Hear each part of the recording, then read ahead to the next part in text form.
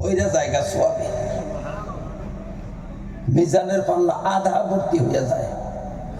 আবার যখন আলহামদুলিল্লাহ বলে তখন বাকি আধা ভর্তি হয়ে যায়, সম্পূর্ণ মিজানের পাল্লা ভর্তি হয়ে যায় সুবহানাল্লাহ আলহামদুলিল্লাহ বললে।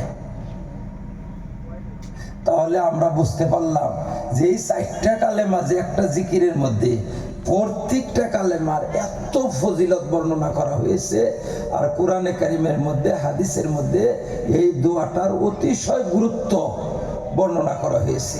কাজেই এই দোয়াটা যদি আমরা পড়ি তাহলে আল্লাহ পাকের যে নির্দেশ দিয়েছেন আমাদেরকে, তোমরা সেই মাবুদের পবিত্রতা ঘোষণা করো, তোমরা সেই মাবুদের প্রশংসা করো, তোমরা সেই মাবুদের একত্ব ঘোষণা করো, তোমরা সেই মাবুদের বরত্ব মহিমা ঘোষণা করো, যিনি ব্যতীত আর কোনো মাবুদ নেই, যিনি মহিয়ান গরিয়ান, যিনি মহিমাময়। সোয়াবি সুবহানাল্লাহ। একটু সময় লাগে। আর সকালে সন্ধ্যায় যদি আমরা 3টা তসবিহ পাঠ করি, এই এক তসবিহ আর এর সাথে আরেকটা আস্তাগফিরুল্লাহ, আর একটা ছোট একটা দরুদ শরীফ। আপনি যদি আস্তাগফিরুল্লাহ পুরা নাও পড়তে পারেন, শুধু আস্তাগফিরুল্লাহ আস্তাগফিরুল্লাহ আস্তাগফিরুল্লাহ যদি পড়েন তাও হবে। রব্বিক ফিরলি যদি পড়েন তাও হবে। আর দরুদ শরীফ সাল্লাল্লাহু আলাইহি ওয়াসাল্লাম পড়েন যদি তাও হবে। ছোট দরুদ বড় দরুদ যেটা পারেন, এই যে 3 তসবিহ, এটা আমাদের তাবলিগি ভাইরাও এটা আমল করার চেষ্টা করেন, এবং প্রত্যেক তরিকাপন্থী ভাইরাও চেষ্টা করেন। কেন? যে এই 3টা তসবিহ হয়েছে সমস্ত তসবিহাতের সর্দার, সমস্ত তসবিহাতের সেরা, সমস্ত তসবিহাতের রাজা এরা। ওই জন্য এগুলো আপনারা ইনশাআল্লাহ আদায় করার চেষ্টা করবেন। আগে আল্লাহ পাক বলেছেন আল্লাযী খালাকা ফাসাওয়া, আল্লাহ তিনি যিনি এই মহা বিশ্বকে সৃষ্টি করেছেন, মানব দানব সবকিছুকে সৃষ্টি করেছেন, আর সবকিছুকে সুন্দর একেবারে সমীচীন ভাবে, একেবারে কোনো জায়গায় ভুল ধরবার সুবিধা নেই, এত সুন্দর সুগঠিত করে সৃষ্টি করেছেন যে মানুষ এটা বলতে পারবে না যে আল্লাহ চোখ দুইটা যদি এখানে না রাখে এই 2 জায়গায় দিতেন তাইলে ভালো হইতো। চোখ এখানে না রাখে যদি 2 পায়ের বুড়া আঙ্গুলের সামনে দিয়া দিতেন, আগে চোখ দেখতে দেখতে যাওয়া যাইতো, বলবার ক্ষমতা নাই। আল্লাহ যেখানে রাখছেন একে বাদ দিয়া অন্য কোথাও এর চেয়ে আর সমীচীন জায়গা চোখের জন্য নাই।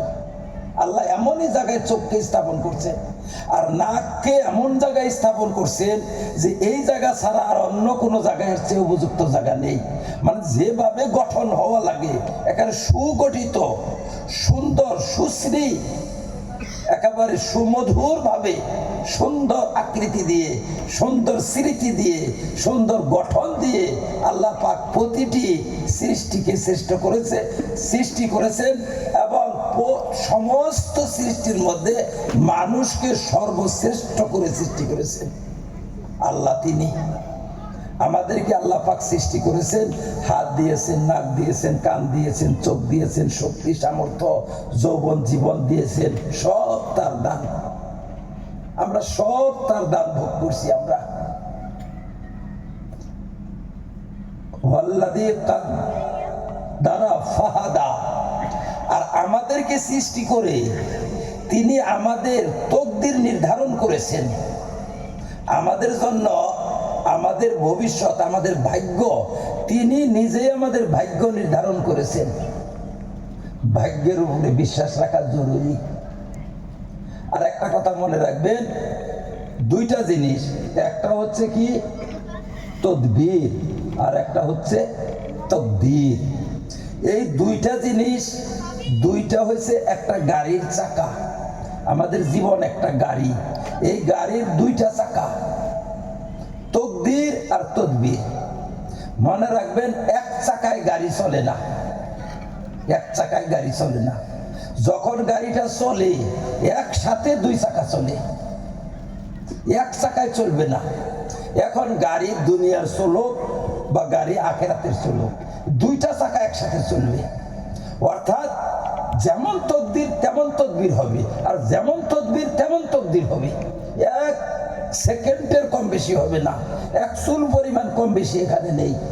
যখন গাড়িটা চলে তকদিরের চাকাও চলে, তদবিরের চাকাও চলে একসাথে। আল্লাহ পাক এইভাবে ফিট করে রেখে দিয়েছেন।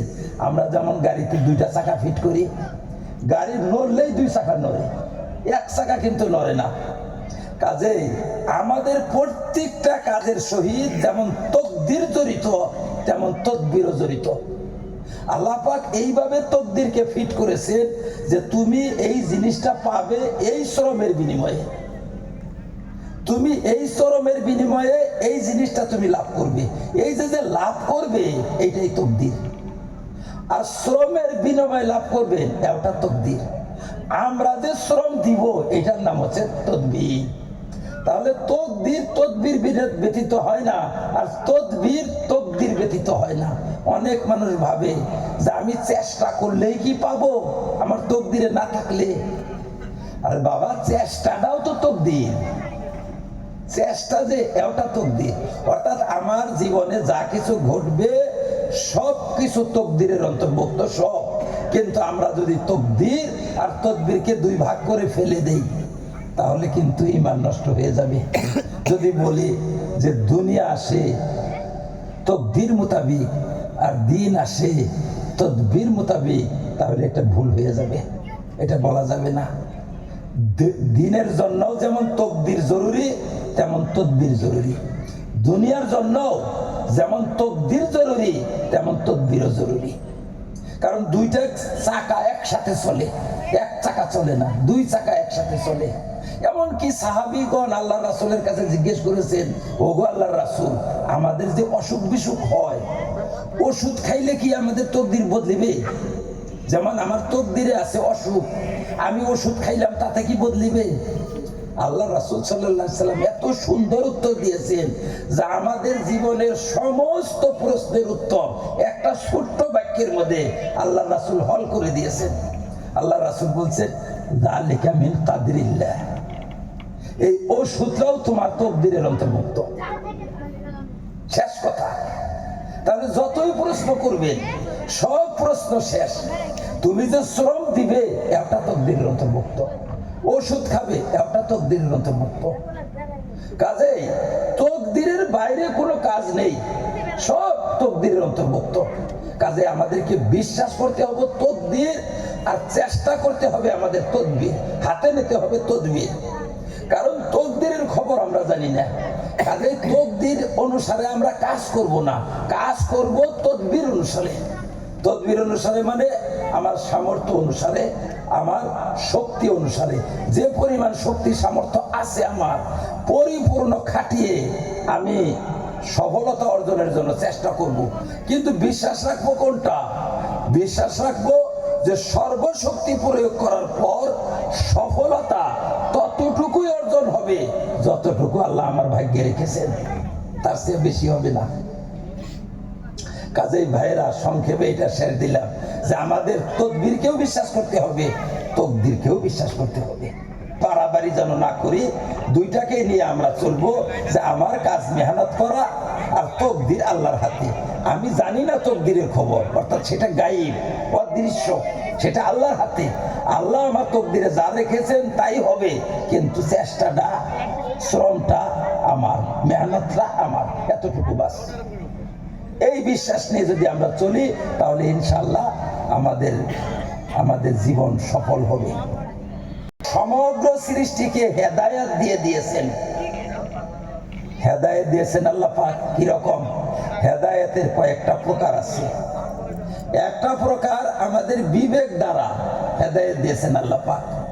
আমরা কিন্তু নিজের জ্ঞান দ্বারা, বিবেক দ্বারাই ভালো মন্দ বুঝতে পারি। এটা আল্লাহ পাক আমাদেরকে একটা হেদায়েত দিয়েছেন, ভালো আর মন্দ বুঝতে পারি আমরা, এটা আল্লাহ পাকের হেদায়েত। কিন্তু আমরা কি করি? ভালোটা বাদ দিয়ে মন্দটাকে গ্রহণ করি। আমরা তো সবাই জানি, কে জানি না আমরা যে গান শোনা আমার জন্য ক্ষতিকর, কোরআন শোনা আমার জন্য উপকারী, কিন্তু গান শুনি, কোরআন শুনি না। এটা তো আমরা জানি, বুঝি তো যে ধর্মসভায় গেলে আমার ভালো জ্ঞান লাভ হবে, আর থিয়েটারে গেলে আমার সেই জ্ঞান লাভ হবে না। কিন্তু আমরাই গ্রহণ করি না সেটা।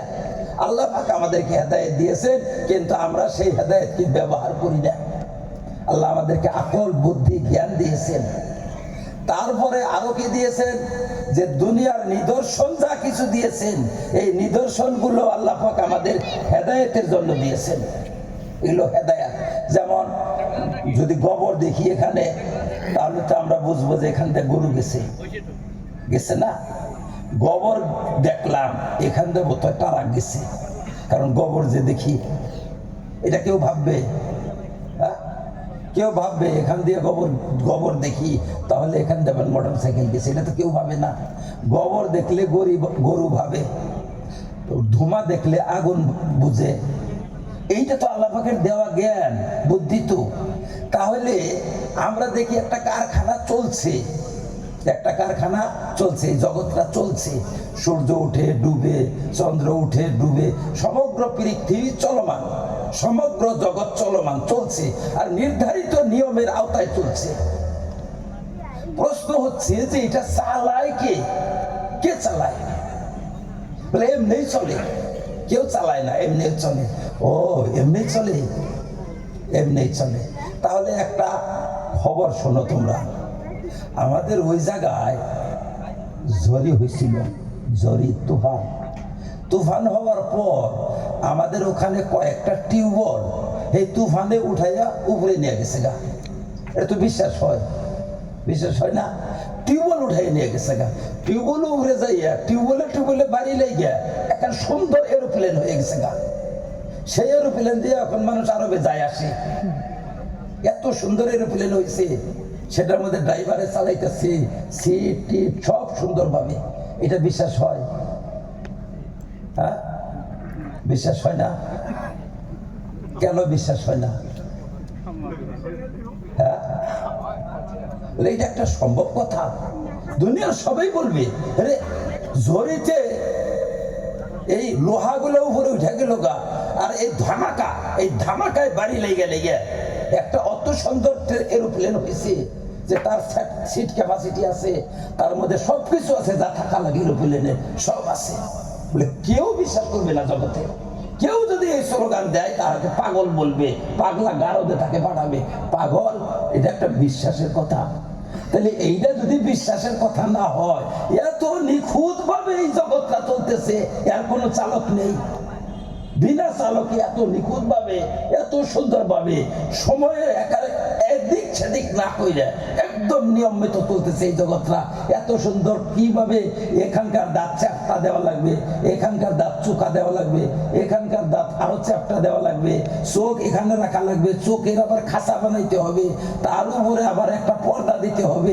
এত বৈজ্ঞানিক ভাবে, এত বুদ্ধিবৃত্তি, এত চিন্তাশীল কর্ম কে করলো? ধামাকায় হয়ে গেল, এটা একেবারে এমনি হয়ে গেল। আরে তুমি এটা বিশ্বাস করতে পারো এরোপ্লেন হয়ে গেল, এটা বিশ্বাস করতে পারো না? কাজে এরোপ্লেন যেরকম ধামাকায় হওয়া অসম্ভব, এই জগৎটা ধামাকায় সৃষ্টি হওয়া অসম্ভব। ধামাকায় হয় নাই, এই ধামাকারও একজন মালিক আছে। যে ধামাকায় জগৎ সৃষ্টি হয়েছে, সেই ধামাকার মালিক আছে। মালিকের ইশারায় ধামাকা, মালিকের ইশারায় আকৃতি, মালিকের ইশারায় সবকিছু হয়েছে। তাই সেই মালিক বলেন যে তিনিই সৃষ্টি করেছেন ফাহাদা, আবার তিনি আমাদেরকে হেদায়েত দিয়েছেন। আমি সেই আল্লাহ আমাদেরকে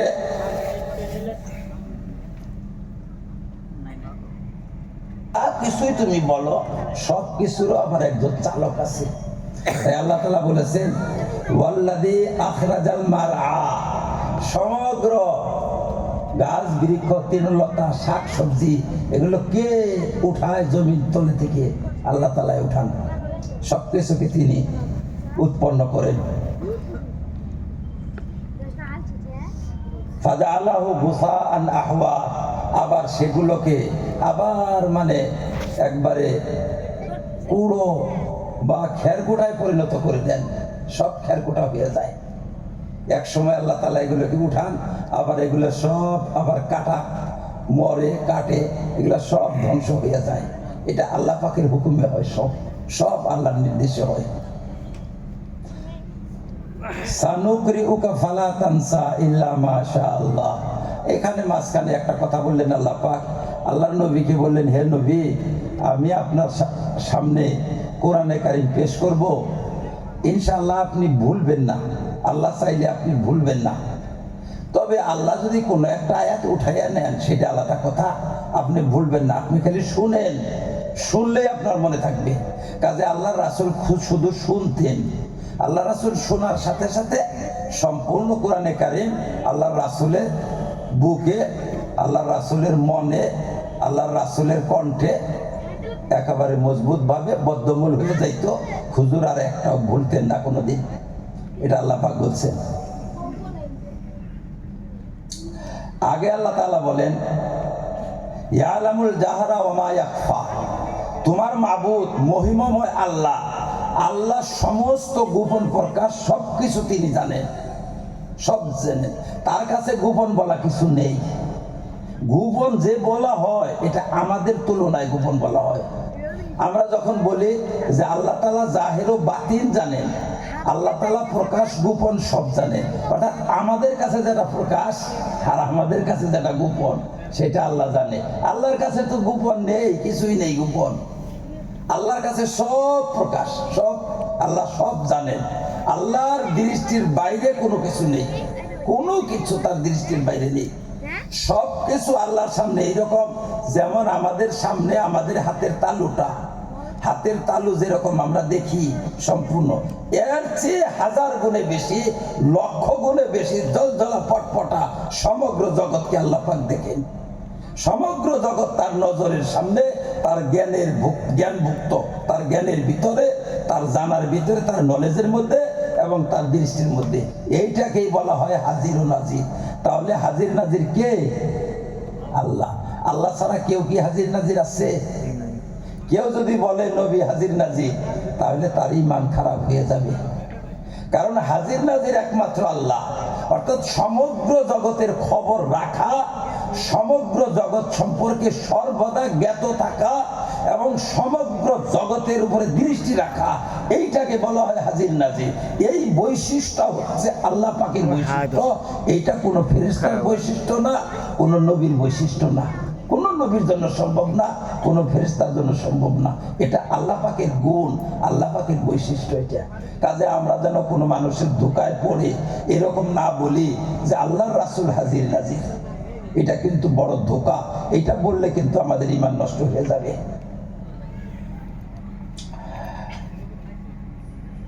ইয়াসসিরুকা লিল ইসরা ফাযাক্কির ইন নাফাআতিয যিকরা সায়াযাক্কারু মান ইয়াখশা ওয়া ইয়াতাজান্নাবুহাল আশকাল্লাযী ইয়াসলান নারাল কুবরা। আল্লাহ পাক এখানে বলছেন যে হে নবী, আপনি উপদেশ দিন, নসিহত করুন আপনি, কিন্তু একটা শর্ত লাগাইছে, ইন নাফাআতিয যিকরা, যদি নসিহত উপদেশ, যদি উপদেশ কাজে লাগে। অর্থাৎ পরিবেশ দেখে বুঝতে হবে। কোন জায়গায় উপদেশ হাজার দিলেও কাজে লাগে না, উল্টা খাটে। অর্থাৎ উপদেশ এইভাবে দিবেন, পরিবেশ দেখা, পরিস্থিতি দেখা, ব্যক্তি দেখা, কিভাবে কোন জায়গায় উপদেশ দিলে লাভবান হবে মানুষ, সেইভাবে উপদেশ। কারণ কোন সময় আলেম ওলামারা দেখবেন প্রয়োজন থাকা সত্ত্বেও মশলা বলে না, প্রয়োজন বলার কিন্তু বলে না। কেন বলে না? তারা দেখে যে এখন যদি মশলাটা বলি তাহলে লাভের বেলায় ক্ষতি হয়ে যাবে, লাভের জায়গায় ক্ষতি হবে। কাজেই একটা জিনিস জানলেই সাথে সাথে বইলা দেওয়া যায় না, একটু আগে বাকে চিন্তা ভাবনা কইরা হেরা কথাটা বলা লাগে যে আবার তো মানুষ যেটুকু ক্ষতি আছে আর সে তো বেশি ক্ষতি হবে না। বা যেমন দুইজনের লড়াই করতেছে, আমি যদি এখন মাঝে একটা কথা বলি এই লড়াইটা আরো বড় হয়ে যাবে, তখন আলেম ওলামারা ওই সময় নীরব থাকে। তার একটা উদাহরণ দেই যে হযরত হাসান বসরি রহমতুল্লাহ আলাইহির নিকটে এক ব্যক্তি আইসা জিজ্ঞাসা করলো যে হুজুর, মানুষ যদি অন্য কোনো মানুষকে হত্যা করে তাহলে হত্যাকারী কি বেহেশতে যাবে? উনি বললেন যে বসো, এখানে বসো। মশলা আর দেয় না। উনি বসে রয়েছে, মশলা বলে না। একটা ছাত্র ওনার ক্লাসের মধ্যে আছে, উনি দাঁড়াইয়ে বলল যে এরকম লোক বেচতেও যাবে না, দুজকেও যাবে না। আচ্ছা যাই হোক, এই ছাত্র বলে মশলা, কিন্তু হুজুর বলেন না। কি জন্য বলেন না? কারণটা কি? ছাত্র যারা মশলা বলছে, এটা তো ভুল বলছে, মশলা ঠিক হয় নাই। যাই হুজুর মশলা বললেন না, ছাত্র বইলা বলাই দিল। এই ছাত্র যে মশলা বললো, এই ছাত্র থেকে একটা গোমরা দল বেরিয়ে গেল। পরে একটা ব্যক্তির থেকে গোমরা দল বেরিয়ে যায়, একটা ব্যক্তির থেকে গুমরা দল বাইরে যায়, আলিমের থেকে, বড় শেখের থেকে, বড় ইমাম থেকে এরকম হইয়া যায়, হঠাৎ হয়ে যায়, হয়ে যাইতে পারে একটা দল, গুমরা দল বাইরে গেল। এখন প্রশ্ন আমাদের এইটা যে হাসান বসরি রহমাতুল্লাহ আলাইহি মশলাটা বললেন না কেন? বললেন না এই জন্য উনি বুঝছেন এই ছেলেটা একটা মার্ডার করবার জন্য একজন মানুষকে হত্যা করবে, কিন্তু অন্তরে যাচ্ছে যে হত্যা করার পরে তো আবার জান্নাতে যাওয়া আমার বন্ধ হবে না, আগে ফতোয়াটা যাই না নেই। যদি মাফের কোনো রাস্তা থাকে তাহলে ফতোয়া শুই না এসে ওরে হত্যা করবো। তাহলে এখন দেখেন, যদি বলে যে হত্যা করার পর হত্যাকারী একদিন না একদিন মাপ পাবে, কারণ ইসলামের বিধান এইটাই যে ইমানদার ব্যক্তি বেহেশতে যাবেই যাবেই। 1000 বছর যদি দুজক কাটা লাগে, কোটি কোটি বছর যদি দুজকে থাকে, তাও একদিন না একদিন ইমানদার ব্যক্তি বেহেশতে যাবেই। যেহেতু লোকটা ইমানদার, কাজেই এর বেহেশতে যাওয়াটা খাটাক, বেহেশতে যাবেই, অবশ্যই এর জন্য শাস্তি ভোগ করতে হবে। এই ছেলেটাকে যদি বলা যায় যে যদি হত্যা করে কোনো লোক, তাহলে হত্যা করার পর তার গুনাহ যদি আল্লাহ মাফ করেন অথবা তাকে শাস্তি দেন, যাই দেন, যতই শাস্তি দেন, শাস্তি ভোগ করার পর একদিন না একদিন বেহেশতে যাবে। এই ছেলেটা বলবে যাইয়া একদিন তো যাবার পারবো বেহেশতে, আজকে ওরে হত্যা করে লই, ও হত্যা করবে যাইয়া। আর যদি বলে যে না, হত্যাকারী কোনোদিন বেহেশতে যাইতে পারবে না, তাহলে মশলা শরীয়তের বিরুদ্ধে মশলা যায়, শরীয়তের খেলাফ হয় মশলা, শরীয়তের খেলাফও বলা যাবে না। আবার ছেলেটাকে কাতল বা হত্যা, এই হত্যা করার সুযোগও দেওয়া যাবে না। এই বস্তুটা আজ করতে পেরেছেন, বুঝতে পেরেছেন হযরত হাসান বসরি, ওই জন্য তিনি বলছেন এনে বসে থাকো, তার মানে ছেলেটা ঠান্ডা হোক। যখন পুরো ঠান্ডা হয়ে যাবে, ঠান্ডা হয়ে যাওয়ার পরে তখন তারে বুঝাইয়া এখান থেকে বিদায় দিবে, রাগ ঠান্ডা হয়ে যাওয়ার পর। কিন্তু কাঁচা আলিম তো আর বুঝে না, কাঁচা আলিম তো বুঝে না, ও খালি দেয় করে এই বেচারা মশলা জিজ্ঞাসা করছে, হুজুর মশলা কয় না কে? সহজ মশলা হুজুর কয় না, কয়ে দিলি তো হয়, হুজুর মশলাটা কয় না কে? ও খারাইয়া কয়ে দিল। কি কয়ে দিল দেখছেন? মশলাটা আবার কি কইলো? ও বেহেশতেও যাবে না, দুজকেও যাবে না।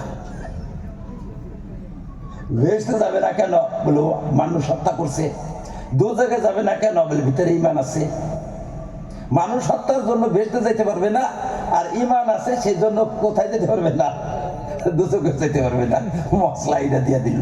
এইটা কিন্তু আমাদের মশলা না। আমাদের মশলা হয়েছে যে আল্লাহ যদি তাকে কোনো আমলের বিনিময় মাফ করে, সেটা তো আলাদা কথা। মাফ যদি না করে তাহলে পাপ পরিমাণ দুজক খাটতে হবে, তারপরে এই লোকটা বেহেশতে যাবে। এখন এখানে একটা প্রশ্ন জাগে যে বান্দার হক কি আল্লাহ মাফ করবেন?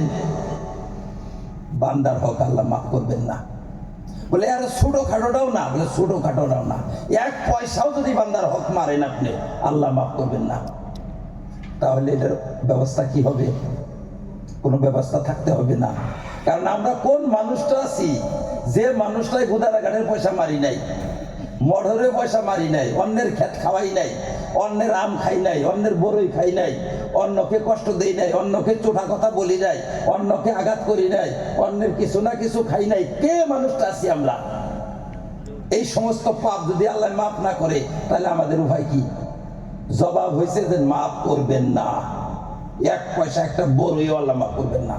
একটা বড়ই যদি খাইয়া থাকেন অন্যের কাছে থেকে অবৈধ অন্যায় ভাবে, সেইটা আল্লাহ মাফ করবেন না। কেন মাফ করবেন না? আল্লাহ অন্যায়কারী না। মানে আমার বাড়িতে চুরি করবেন আর ওই হুজুর মাফ করে দিবে, এটা কোন কানুন? এটা কোন নিয়ম, কোন বিধান? এটা আমার ক্ষতি করবে আর অন্য জনে মাফ করবে, এটা অন্যায়। আর আল্লাহ পাক অন্যায় করেন না।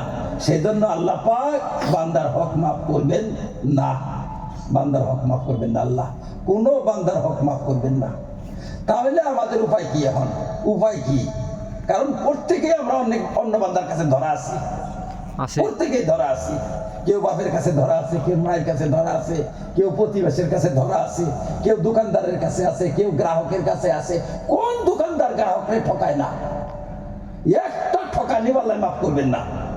আর একটা গায়ককে দোকানকে যে ধোঁকা দিছে, একটা গায়ককে আল্লাহ মাফ করবেন না। কারণ আল্লাহ পাক অন্যের হক মাফ করেন না, কিন্তু তার হক যত আছে সেগুলো তিনি মাফ করবেন। নামাজের ত্রুটি মাফ করবেন, রোজার ত্রুটি মাফ করবেন, কারণ আল্লাহর হক। কিন্তু বান্দার হক মাফ করবেন না। তাহলে বান্দার হক থেকে ছুটবেন কিভাবে? আপনি কিভাবে ছুটবেন? ছুটবার তো কোনো জো নাই। আপনার জাহান্নামে যাওয়াই লাগবে। যতই নামাজ পড়েন, যতই ইবাদত করেন, যত কিছু করেন, আপনি ছুটে যাইতে পারবেন না। আপনি একটা বড়ই খাইছেন বা 5 পয়সা একজন মানুষের মারছেন, আপনি যাইতে পারবেন না। তাহলে তো ভয়ঙ্কর ব্যাপার, তাই না? এর জন্য কি ব্যবস্থা ইসলাম দিচ্ছে? এটারও ব্যবস্থা আছে। কি ব্যবস্থা? আপনি যার বস্তু খাইছেন, যার পয়সা মারছেন, তাকে ওই পরিমাণ টাকা যে কোনো নামে, হাদিয়ার নামে হোক, যে কোনো নামে তাকে দিয়ে দেন। তাকে যদি দিতে না পারেন, তার উত্তরাধিকারীকে দিয়ে দেন। তার উত্তরাধিকারীকে যদি দিতে না পারেন, তাহলে তার সোয়াবের আশায়, সে যাতে সোয়াব পায় সেই আশায় আপনি দান করে দেন। বলে মানুষের নামও মনে নাই, মানুষকে চিনিও না, কয়টা যে মাইরা খাইছি এরা জানিই না, কয়টা দান করব। তাইলে আপনি হোলসেল দান করেন। হোলসেল। হোলসেল কিরকম? দৈনিক আপনার দোকানে ফকির আসে, মিসকিন আসে, কালেক্টর আসে, আপনি আল্লাহকে হোলসেল করে দেন যে আল্লাহ, আমি যে আজকে থেকে দান করতেছি, যে যত এই 10 টাকা 20 টাকা যা কিছু দান করি, এই দানের থেকে আমার পাওনা আগে মারবা। যত লোকের পাওনা আছে, তারপর বাসে যদি, তাহলে আমার নামায় থুইও। বুঝাইছে কথা?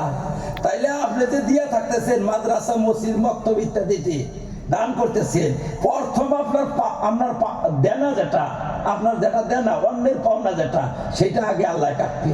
অমকের অমকের অমকের অমকের কাটলো, সবগুলা তাদের আমল নামায় যাবে। তারপরে বাসে যদি, তাহলে আপনার আমল নামায় ঢুকবে, আপনি পয়সা গেলেন। এই জন্য মাদ্রাসা আল্লাহরা আপনাদের কাছে যে যায়, ধর্মসভা আল্লাহরা যে যায়, ফকির মিসকিন যে যায়, কালেক্টর যে যায়, আপনাদেরকে জাহান্নামের আগুন থেকে বাঁচাবার জন্য যায়। তারা আগে ওইটা কাইটা তারপরে এটা দিবে। কিন্তু আপনি নিয়ত করবেন যে আমার কাছে যত পাওনা আছে, আগে আল্লাহ পাওনা মারো, আমার পাওনা মারো, তারপরে। এটা হলো এক পন্থা। আরো একটা পন্থা আল্লাহ পাক রাখছেন। সেইটা কি? সেইটা হইছে যে আপনি দান করতে পারেন না, দান তো করতে পারেন না, তাহলে আপনি তাদের জন্য দোয়া খায়ের করেন, খুব দোয়া করেন তাদের জন্য।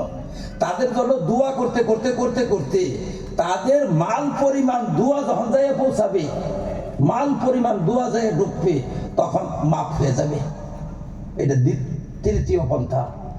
আরো একটা পন্থা আল্লাহ পাক রাখছেন। সেইটা কি? আপনি যদি আল্লাহর প্রিয় বান্দা হয়ে যান, খুব প্রিয় বান্দা হয়েছেন, আল্লাহর ওলি হয়ে গেছেন আপনি, কিন্তু আপনি একটা বড়ই খাইছিলেন আগে, পরে সে প্রিয় হয়েছেন, বড়ই খাইয়া চুরি করিয়া, তারপরে আপনি আল্লাহ আল্লাহ হয়েছে। তাহলে এখন এইটাকে আল্লাহ মাফ করবেন? বলে এইটার জন্য কাল কিয়ামতের দিন আল্লাহ পাক আপনাকে আপনার ফরিয়াদির সামনে রাখবে, রাইকা হেরা বলবে যে এই যে তোমার ফরিয়াদি আর এই যে আসামি, তোমার এটা লেনদেন তোমাদের আছে, তুমি কি চাও, এই দাবির বিনিময়ে তুমি কি চাও? সে ব্যক্তি বলবে যে এই দাবির বিনিময়ে আমার এইটা লাগে। আল্লাহ পাক বলবেন যে আমি দিব, পরে ছেড়ে দাও, আমি দিব। আল্লাহর পক্ষ নিয়ে ওই ঋণটা আল্লাহ মেরে দিবেন। ওই ঋণটা আল্লাহ প্রিয় বান্দা, ওই প্রিয় বান্দা যদি ঋণ আছে, ওই ঋণটা আল্লাহ নিজের পক্ষ থেকে মেরে দিবেন, যাও আমি দিয়ে দিলাম। তাইলে বুঝলাম আমরা মাফ একটাও হবে না। ঋণ তো আদায় করতেই হবে যে কোনো প্রকারে।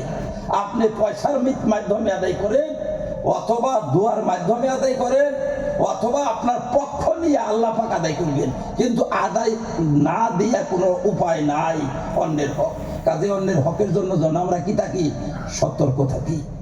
ভাইরা, অন্যের হক বড় দায়, বড় দারুণ বস্তু। এটা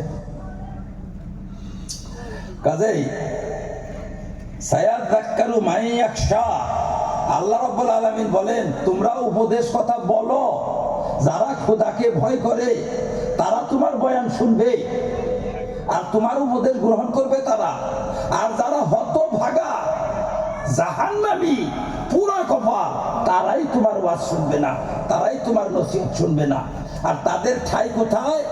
ইয়াসলান নারাল কুবরা, তারা যাবে জাহান্নামে, ভয়ানক আগুনে প্রবেশ করবে তারা।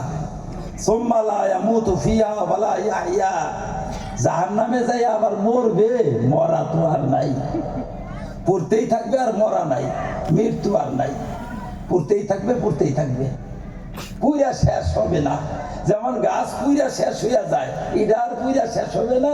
যেরকম কোন একটা কয়লার মধ্যে আগুন ধরছে, এই পুড়তেই থাকে পুড়তেই থাকে, এখন দাউ দাউ করে আপনার শরীরে আগুন পুড়তেই থাকবে পুড়তেই থাকবে, আপনার দেহ শেষ হবে না। অক্ষয় দেহ দাউ দাউ করে আগুন জ্বলতেই থাকবে, কিন্তু আপনার দেহ শেষ হবে না, আপনি রন্ধ্রে রন্ধ্রে মজা পাবেন। এইটা হয়েছে জাহান্নামের। কাদ আফলাহা মান তাযাক্কা, আর যে ব্যক্তি নিজের অন্তরকে পরিষ্কার করতে পেরেছে সেই ব্যক্তি কামিয়াব হবে। নিজের অন্তরকে কি থেকে পরিষ্কার করবেন? হিংসা, কিনা, বিদ্বেষ, লোভ, লালসা, কৃপণতা, যত খারাপ স্বভাব আছে সেগুলা থেকে অন্তরকে পবিত্র। ওয়া যাকারা ইসমা রাব্বিহি ফাসাল্লা, আল্লাহকে স্মরণ করে, আল্লাহর নামে নামাজ পড়ে, সেই ব্যক্তি কি কাল কিয়ামতের দিন কামিয়াব হবে। আফসোস তোমাদের জন্য, আল্লাহ পাক বলেন আফসোস তোমাদের জন্য, তোমরা দুনিয়ার জীবনকে আখিরাতের জীবনের চেয়ে বেশি ভালোবাসো, আখিরাতের জীবনের উপর দুনিয়ার জীবনকে তোমরা প্রাধান্য দাও, অথচ দুনিয়ার জীবন ক্ষণস্থায়ী আর আখিরাতের জীবন স্থায়ী।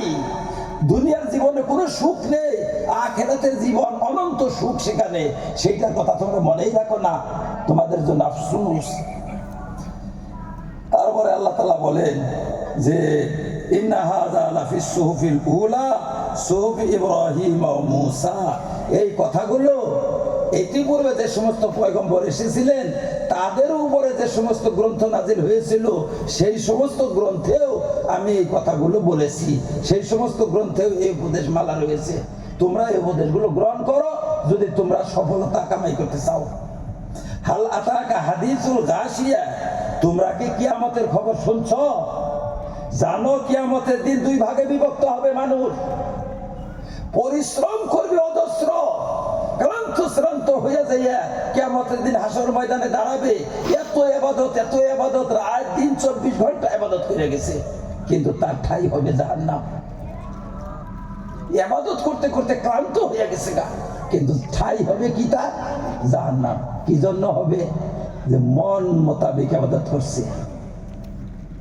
মুসলমান হোক, হিন্দু হোক, কাফের হোক, জৈন, বৌদ্ধ, যেই হোক, কোন ব্যক্তির ইবাদত কবুল হবে না যতক্ষণ ইবাদত নবীর তরিকায় না হবে।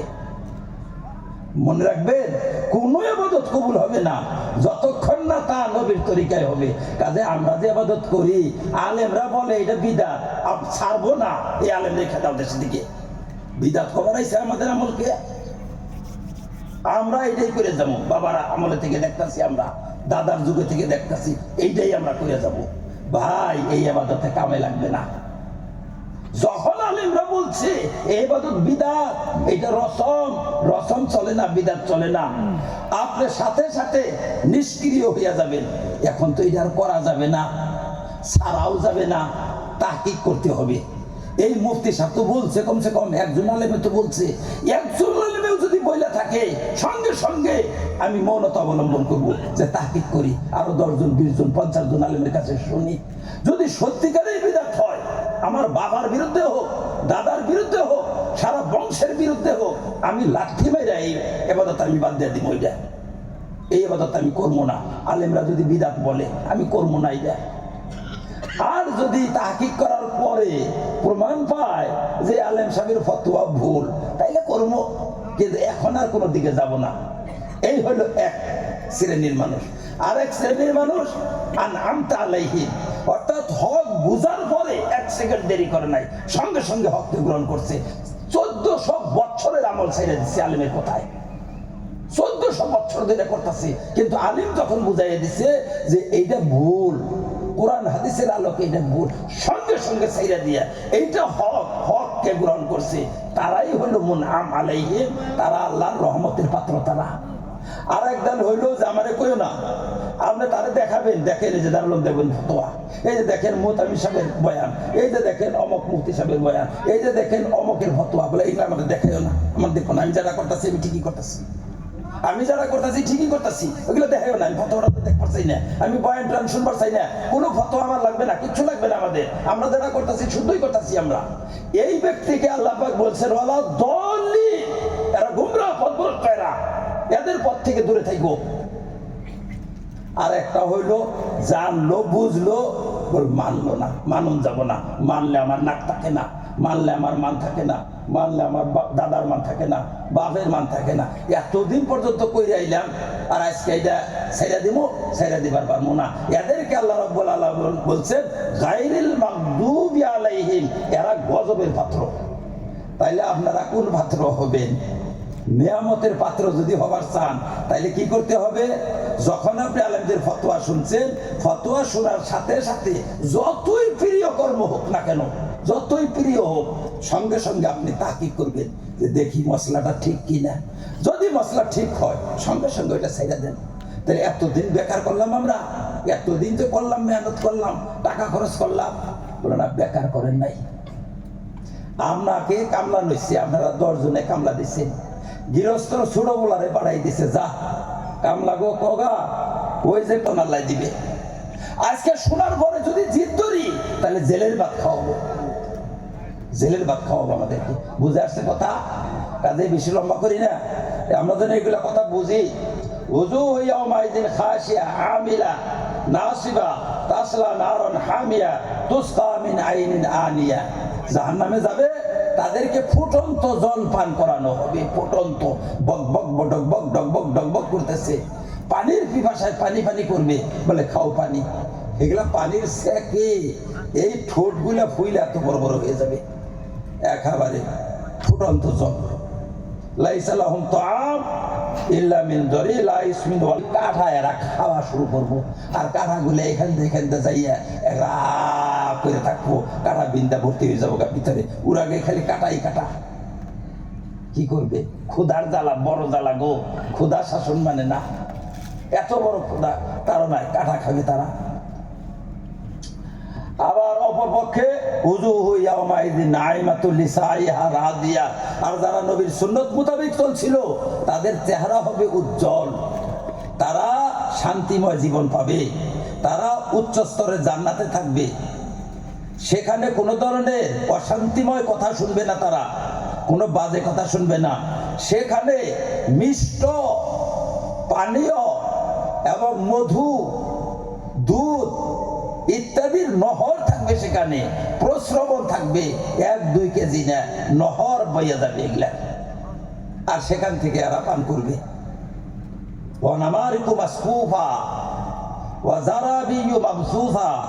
তাদের জন্য বালিশ থাকবে, সুন্দর সুন্দর বালিশ থাকবে, সুন্দর সুন্দর গদি থাকবে, সুন্দর সুন্দর বিছনা, মানে যেগুলা চাদর থাকা লাগে, সমস্ত সুন্দর বিছনাপত্র সব কিছু তাদের থাকবে, আরাম কেদারায় তারা বসবে, আর ফার্নিচারে ভরা, ফার্নিচারে ভরা থাকবে তাদের ঘর, বাগ বাগিচায় ভরা থাকবে তাদের শহর।